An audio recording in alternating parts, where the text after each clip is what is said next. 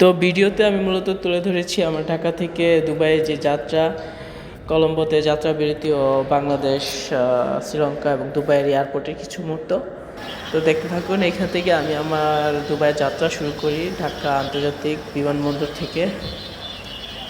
আমার পরিবার, আমার বন্ধুরা আসছিল আমাকে বিদায় জানাতে। এই তো এখানে আমি ভিতরে ঢুকে গেছি। ভিতরে প্রাইমারি চেক শেষে লাইন ধরছি ইয়ার জন্য, বোর্ডিং পাসের জন্য। এই যে এটা হলো আমার এয়ারলাইন্সের বোর্ডিং পাস নিব এখান থেকে। তো লাইনে দাঁড়াইছি, ভিডিও করা মানা, তবুও করছি। এই তো পাইলাম ফিরছি এয়ারের বোর্ডিং পাস, দেখতেই পাচ্ছেন। টিকিট কালেক্ট করার পরে আমি আবার দেখলাম ঘুরা, কারণ যদি ইমিগ্রেশনে ঢুকে যায় তাহলে তো আর কাউরে দেখতে পাবো না। তো ঘুরে গেলাম ওইদিকে বাবা মারে দেখতে ইমিগ্রেশন শেষ করার আগে। তো এই যে আমি এখন সবার সাথে শেষবারের মতো দেখা কইরা ইমিগ্রেশনের লাইনে দাঁড়াইছি। 4-5টা বুথ, এক এক পাসপোর্টের এক এক রকম। তো ইমিগ্রেশন পার করে আইসা পড়ছি, লাউঞ্জ দেখতেছেন। ইমিগ্রেশন পার করার পরের সিন, ইমিগ্রেশন সহজ হয়েছে, মানে এত সময় লাগে নাই, 5-6 মিনিট লাগছে। আর এই তো বাংলাদেশের এয়ারপোর্ট তেমন দেখার কিছু নাই, তবে মোটামুটি এটা অনেক ছোট। শ্রীলঙ্কারটা যখন দেখবেন তখন কইবেন বাংলাদেশ এয়ারপোর্ট যে কত বড়। তবে কয়েকটা দোকান আছে দেখেন, এই যে ডিউটি ফ্রি শপ, শুল্কমুক্ত মদের দোকান দেখতে পাচ্ছেন। বিদেশি মদ, মানে যাইবেন মদ খাইবেন আর বিমানে উঠবেন। এটা হলো গিয়া বিমানের বলাকা লাউঞ্জ। আমরা টুকটাক লাউঞ্জে ঘুরে দেখছি। এটা হলো আমার কলিগ হৃদয় ভাই। আমরা একই ডেস্টিনেশনে গেছি, একই কোম্পানির আন্ডারে। তো ঘুরে ঘুরে দেখতেছি এক একটা লাউঞ্জ কেমন। আপনারা লাউঞ্জে বইসা গল্প করতে পারেন, খাবার খাইতে পারেন। বিভিন্ন ব্যাংক কার্ডের অনেক সুবিধা আছে, বিভিন্ন এয়ারলাইন্সের লাউঞ্জ আছে। আমাদের ফিরসের বাজেট এয়ারলাইন্স তো, আর বিদেশি এয়ারলাইন্স এখানে কোনো লাউঞ্জ ছিল না, তাই আমাদের আর বসার সুযোগ হয়নি। হাঁটাহাঁটি করে সময় পার করছি, ঘুরি করতেছি। মোটামুটি লাক্সারি, লাইটিং, কন্ডিশন সব কিছু মিলে খুব ভালো। এইটা হলো প্রথম যখন আমরা বিমান দেখতে পেলাম, ওইটা উপর থেকে, তাও আবার লাঞ্জের উপর থেকে একটা বাই পোস্ট দিচ্ছিলাম ইনস্টাগ্রামের জন্য, ওটা দেখতে পাচ্ছেন। হ্যাঁ, এখনও আমরা ওই যে অন্যান্য এয়ারলাইন্সের কেবিন ক্রুরা হাঁটাহাঁটি করতেছে। এই তো সবাই এই যে মানে এই ধাপটা পার হলেই বিমানে উঠে যায় মানুষ। তো বিমানে ওঠার আগেও একটা চেকিং আছে, যেটা এখন করে মূলত সবাইকেই করে। ইমিগ্রেশন পার হওয়ার পর একটা চেকিং করে, আপনাদের যে চেক ইন ব্যাগ যেটা আছে, হাতের ব্যাগ, ওইটার মধ্যে কোনো অবৈধ কিছু আছে কিনা, আপনি ইলিগাল কিছু নিচ্ছেন কিনা, ওইটা চেক করে। তো দেখতে পাচ্ছেন বিমানের ভিতরে যন্ত্রপাতি বলে ব্যাগেজপত্র সব ঢুকাইতেছে। আমরা একটা শাটলে উঠছি, বাস টাইপের, ওইটা দিয়ে আমগর বিমান যে দিয়ে উঠবো, ওই সিঁড়িতে লয়ে যাইতেছে। এটা ঢাকা এয়ারপোর্টের কাহিনী। তো বাসে উঠে আমি টুকটাক ভিডিও করলাম। এই যে এটা ফিটসেয়ার মেবি, খেয়াল করিনি, সম্ভবত এটা ফিটসেয়ার। হ্যাঁ, বিমান তো এদিকে গাড়িতে এদিকে ঢুকাইলো। হ্যাঁ, ফিটসেয়ার। আমাদের এই লাগেজপত্র ঢুকতেছিল, এই যে আমাদের কিছু পাবলিক আগে পড়ছে, ওরা ঢোকার লেগে তাড়াহুড়া করতেছে। বিমান থেকে নাইমা একটু দেখাইলাম মানুষজনের ভিডিও করে। ততক্ষণে আচ্ছা, এই যে সিঁড়ি দিয়ে উঠছি, ওই যে পাইলটের দেখা যেতেছে। সিঁড়ি দিয়ে একটু ঢুকলেই না বিমানের ভিতরে, এই যে আমি বিমানের ভিতরে ঢুকে গেলাম। জীবনের প্রথমবার বিমানে ঢুকলাম, খুবই ভালো অনুভূতি। আরে কি জানি না কি কইছে আল্লাহ জানে। টিকিটটা দেখাইতেছি, ওই আমার কইলো যে ভাই ওই সিটে যাবেন, আরেকজনের সিটে বলেন না। তাই আমি ওকে থ্যাংক ইউ গেলাম গা। প্রথমে যে 2-4টা সিট, ওইটা হলো একটু ভিআইপি, সামান্য ভিআইপির দামটা একটু বেশি। তারপরে এগুলো সব ফকিরনিগর সিট। এই সিটগুলো একটু চওড়া মনে হয়েছে, এটাকে বলে ইকোনমি এলাইট। এই তো আমি আমার সিট খুঁজতেছি, আমি বসে পড়ছি। আমার ভাগ্য ভালো ভাই, 2টা উইন্ডো সিট পাইছি, ঢাকা থেকেও কলম্বো থেকেও। 3 রোয়ের সিট। এই যে আমি ছবি তুলছি একটা। এটা কখন, বিমান যখন উঠা যায়। হ্যাঁ, রানওয়েতে তো ভিডিও করতে হয়নি, আম্মুর সাথে কথা বলছি। তখন ভিডিও করি নিয়ে যে বিমান এই সম্ভবত আমার বাড়ির উপরে দিয়ে উঠতেছে, এখনই মোচরটা লইব। হ্যাঁ এই সম্ভবত আমার বাড়ির উপর দিয়ে উঠতেছে। কুড়িল ঢাকা বাই বাই বাংলাদেশ, এই যে মোচর লইছে। হ্যাঁ, রাতে শুধু আলো ছাড়া আর কিছুই দেখা যায় নাই নিচে, এটি দেখছি। আর বিমানের যাত্রা কেমন, খালি ওই যে নাগরদোলার মতো লাগছে, যে দোলে দোলে এমন। বারবার ঘড়ির টাইম দেখি, ঘড়ির টাইম এখন এটি বাংলাদেশি টাইম আছে, একমাত্র ওইটাই বাংলাদেশি টাইম যেটা লগে রাখছি আছে, দেখা মনে পরে সময় পেলে। তো বিমানে ক্রুরা ঘুরে ঘুরে খাবার দেয়, খাবার বিক্রি করে, ফ্রিতে কোনো খাবার নেই। এক বাঙ্গালে পাও উঠায় রাখছে, দেখছেন? তো জীবনটাই বেদনা। এই যে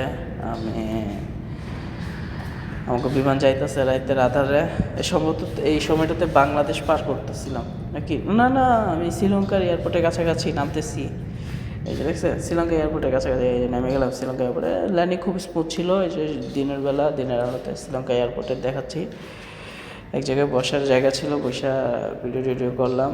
এখানে মনে হয় বৈশা খাইছিও। হ্যাঁ, এই তো চকলেট বাইর থেকে বিস্কিট আনছিলাম, খিদা লাগছিল তাই খাইছি। খিদা লাগছিল না ভাই, কাছাকাছি ছিল, এই জন্য এটা বের করে খাইছি। শ্রীলঙ্কা এয়ারপোর্ট অনেক বড়, বললাম না বাংলাদেশের চাইতে, দেখেন কত বড়। এই যে শ্রীলঙ্কার মহিলারা, কেবিন ক্রুরা সব শাড়ি পরে, সবুজ শাড়ি, ভালোই, খারাপ না। এই যে কত বড় লাউঞ্জ দেখেন। লাউঞ্জটা মূলত এয়ারপোর্টের দোকানপাতি এগুলা অনেক কিছুই আছে। বাংলাদেশে তো মদের দোকান ছাড়া আর কিছুই ছিল না, এখানে বহুত কিছু আছে। মহিলাগো, পুরুষগো, বাচ্চাগোর জিনিসপত্র আছে, এবং বসার জায়গাও আছে, চার্জ দেওয়ার জায়গা আছে। ওইখানে টয়লেটগুলোও ভালো, বেশ হাইজিন দেখলাম, অ্যাডভান্স। এই তো 6 ঘন্টা ট্রানজিট ছিল, তো অনেকটা বৈশা ঘুরে কইরা তারপরে 6 ঘন্টা পরে আমি বিমানের দিকে রওনা দিলাম। দেখতে থাকেন, অনেক মানুষ। আমরা প্রায় একই কোম্পানির এয়ারলাইন্সে প্রায় 60 জনের উপরে, 70-80 জন মতো যাত্রা করছি। তো এটা ওই লাইন যখন আমরা আরেকটা বিমানের জন্য দুবাইয়ের উদ্দেশ্যে যাত্রা করব, তো লাইন ধরলাম, সেম একই কাহিনী। এবার তার আমাদের ইমিগ্রেশন পার করতে হয় নাই, আমরা জাস্ট ওই যে ব্যাগ চেক করে, যে ফাইনাল চেকে আসছি। হ্যাঁ, এই তো চেকিং শেষ, আমরা এখন বিমানের দিকে যাচ্ছি। টিকিট কালেক্ট করছি নতুন করে। এই যে বিমানের দিকে যাইতেছি, চিপার ভিতরে ঢুকলাম। ওই যে আমাদের বিমান, এদিক দিয়ে ঢুকবো আমরা, বুঝছেন তো। নিজের ভিডিও করলাম কিছু, টুকটাক ধ্যান লেগা। এই ছিল একটা মুহূর্ত বাসায় শেষবারের মতো কথা বলার জন্য। কারণ এই বিমানের ভিতরে ঢুইকা মনে হয় মালয়ে কথা কইছিলাম, পরে যে বিমান একটু দূরে সরে গেল, আর নেটওয়ার্ক পাইনি, ফ্রি ওয়াইফাই ছিল না, ওয়াইফাইয়ের নেটওয়ার্ক পাইনি। তো এই তো বিমানের দিকে যাচ্ছি, এই জায়গাটা ভালো লাগছে, এগুলো দিনের আলোতে তো আশেপাশে যাইতে পারছি। এই যে সে আগের একই বিমান, সেম একই বিমান, আগের কাহিনী। মানুষের ধাক্কাতে কী করে ভিতরে ঢুকলাম। এবার আমার কপাল ভালো, উইন্ডো সিট পাইছি, যাকে এবার দিনের আলো এনজয় করে যাইতে পারবো। দেখেন সম্ভবত বন্দর নাইকে আন্তর্জাতিক বিমানবন্দর, এইটা ওই সময় যখন আমাদের বিমানকে পুশব্যাক দেওয়া হচ্ছিলো, অনেকটা সময় পুশব্যাক দিচ্ছে, পিছনে ঠেলে নিছে, এখনও পুশব্যাক দিচ্ছে, এখনও পুশব্যাক দিতেছে। আমি ভিডিও করছি আশেপাশের। এখন তো ইন্টারনেট নাই, আমি ভিডিও করছি দুমদারাক্কা, এখনও পুশব্যাক দিচ্ছে। বিমান পিছনের দিকে যাইতেছে, দেখছেন না, সম্ভবত ওইখানে যায় ঘোরাবে। অনেক বিমান, এয়ারপোর্ট অনেক বড়, বহুত বড় এয়ারপোর্ট শ্রীলঙ্কার। তো এই যে পুশব্যাক দেওয়া, ওই যে হাতে একটা ডান্ডা লয়ে যেতেছে, এটাই গাড়ির মধ্যে লাগায়া বিমানের ঠেলে ধাক্কা পিছিয়ে লয়ে যায়। তো এই তো ওরা পুশব্যাকের যন্ত্রপাতি লয়ে যাইতেছে গা, বিমান এখন একলা সামনের দিকে চলবো। হ্যাঁ, ওই যে ডান্ডা লয়ে যেতেছে আলাদা। আমরা হচ্ছিলাম ফিরসিয়ারে শ্রীলঙ্কার এই এয়ারলাইন্স, একই প্রাইভেট, সরকারি না, যেমনটা বাংলাদেশ ইউএস বাংলা। তো বিমান চলাচল শুরু করছে, এটা ঘুরে রানের দিকে যাইতেছে, দেখছেন আশেপাশে কিছু বিমানপাতি আছে, এগুলো দেখাচ্ছি, দৃশ্য দেখাচ্ছি। এই বিমান কি চলা শুরু করলো নাকি? মেবি, হ্যাঁ মেবি যাইতেছে। না, এটা তো রানওয়ে না, এই যে এখন এটা রানওয়ে। তো না, এই যে ঘুরলো, হবাই ঘুরলো, এটা রানওয়ে। এইটা দিনের বেলা ভালো সিট পাইছি। এই যে বিমান চালু হয়ে গেলো, এই যে উঠে গেছে। কোনো প্যারাই লাগে না। আমি মনে করছি হ্যাঁ বমি করবো এই সে বকর বকর, কিচ্ছু হয়নি। এই যে বিমান একদিকে কাত হয়ে হেলে গেছে, কি সুন্দর সমুদ্র দেখছে। শ্রীলঙ্কার তো প্রায় পানি সবটাই, চারপাশে সমুদ্র ঘেরা না, এই তো দেখা যাচ্ছে কি সুন্দর। আস্তে আস্তে যে উপরে উঠে বোঝা যায়, কিন্তু এতটা ঘনভাবে এত বোঝা যায় না। কিন্তু আরেকটা সমস্যা হয়েছে কি, বিমান উপরে ওঠার সময় না কানে প্রচুর চাপ খায়। আমার কান ব্যথা করছে, অনেক ব্যথা করছে, দুই কানই প্রচুর ব্যথা করছে। তো হয়তো বিমান উঠতেছে, আমি মাঝে মধ্যে বাইরে দেখি, ভিডিও করি। জানালা সিট পাইছি তো সুবিধা তো পুরোটাই লোক, মানুষের পাগল ছাগল খুব যাই ভিডিও করছি। বেশি একটা বোঝা যায় না, খালি ওই যে বিমান যে মাঝে মধ্যে উপরে এতটুকু বোঝা যায়। এগুলো আর মাঝে মধ্যে মেঘের ভিতরে দিয়ে ঢুকলে বিমান একটু কাঁপাকাঁপি করে, মনে কি বৃষ্টির ফোঁটা পড়তেছে উপরে, ঠুস ঠুস ঠুস আওয়াজ হয়। টিনের চালায় বৃষ্টি পড়লে যেরকম না এরকম। এই যে মেঘগুলো মনে হয় আমাদের কাছাকাছি চলে আসছে, মেঘগুলো কাছাকাছি চলে আসছে। মেঘের আমরা উপরে, মেঘে আমার নিচে অবস্থায় মনে ভালোই জায়গা আছে, কমফোর্টেবলভাবে বইছি। এই বাজেট প্লেনে এরকম, ভালো প্লেনে কীরকম আনলে জানে। তো ওই যে বিমানে বয়ে বিস্কিট খাওয়া শুরু করলাম, কোনো খাবার নেই, আগের মতোই ভালোই। বাড়িতে লইছিলাম, খাম হইতো, বিরিয়ানি আনলে আরও ভালো হইতো, ওইভাবে খাইতে পারতাম।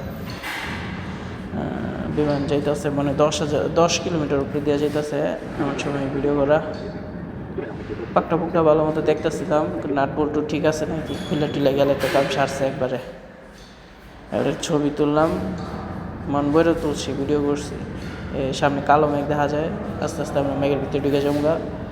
হ্যাঁ, তখন নিচে কিছু দেখা যায় না, আমরা সমুদ্রের উপরে দিয়েই যেতেছি, সমুদ্রের উপরে দিয়ে এবার ডাইরেক্ট সমুদ্র।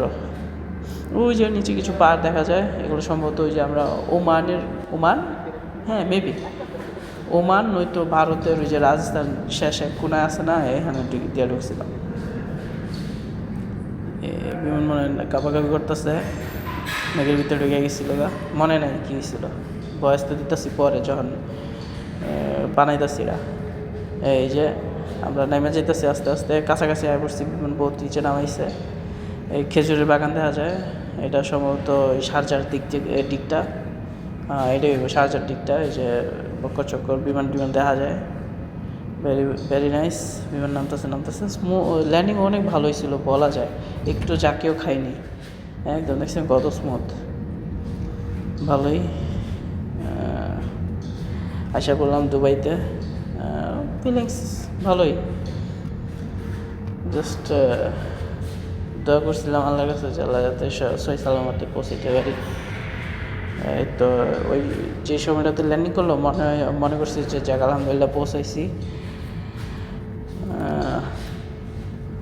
এই তো বিমানের পাখনাগুলো উপরে উঠে এলাইছে, দেখা যেতেছে, কারণ হয়তো গতিরোধ করার চেষ্টা করতেছে। তারপরে বিমান আস্তে আস্তে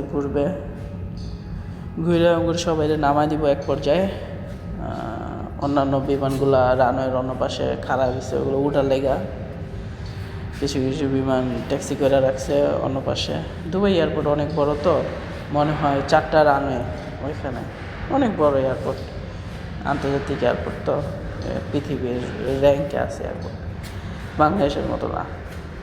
তো আমাদের বিমান একটু বেশি সময় নিচ্ছে, এত সময় নিতেছে কেন সাধারণত। হ্যাঁ, নামাই দিচ্ছে একটা 777-300ER দুবাই। আমরা এয়ারপোর্ট থেকে নেমে বাইরে বেরিয়েছি, লাগেজ টাগেজ লয়ে সব বাঙালি এক লগে। হ্যাঁ, গরু পাখি দেখা যায়, পরে কোম্পানি থেকে করে বাসে উঠাইলো, আমরা বাস দিয়ে যাচ্ছি। আমরা লেবার এরিয়াতে যাচ্ছি, কারণ আমরা শ্রমিক, সিটি থেকে অনেক দূরে। সিটিতে তো টুরিস্টরা থাকে, ভিআইপিরা থাকে, আমরা দূরে থাকি। আমরা লেবার অফিস আইসি, কোম্পানির অফিসে করে বয়ান দিতেছে, তোরা বাঙালি, তোরা সাবধানে থাকবি, তোরা কিন্তু টার্গেট আসছিস। তারপরে করে খাওয়াইলো, ডিম দিয়ে খাওয়াইছে, তারপরে খাবার দিল, রুম দিল। আর এভাবেই আমার ঢাকা থেকে দুবাইয়ের যাত্রা শেষ হইলো। সহি সালামতে আসতে পারছি আল্লাহর রহমতে। এরপরে তো 23 দিন পার হয়ে গেছে আমি যখন ভিডিওটা বানাইতেছি। এর গল্প তো 23 দিনের মধ্যে যে গল্প হয়েছে, যে কাহিনী হয়েছে, এগুলো তো আপনাদের বলবো, আর একটা ভিডিও বানাতে হবে, আছে যথেষ্ট ফুটেজ আছে। ততক্ষণ পর্যন্ত টাটা, বাই বাই, সবাই ভালো থাকেন।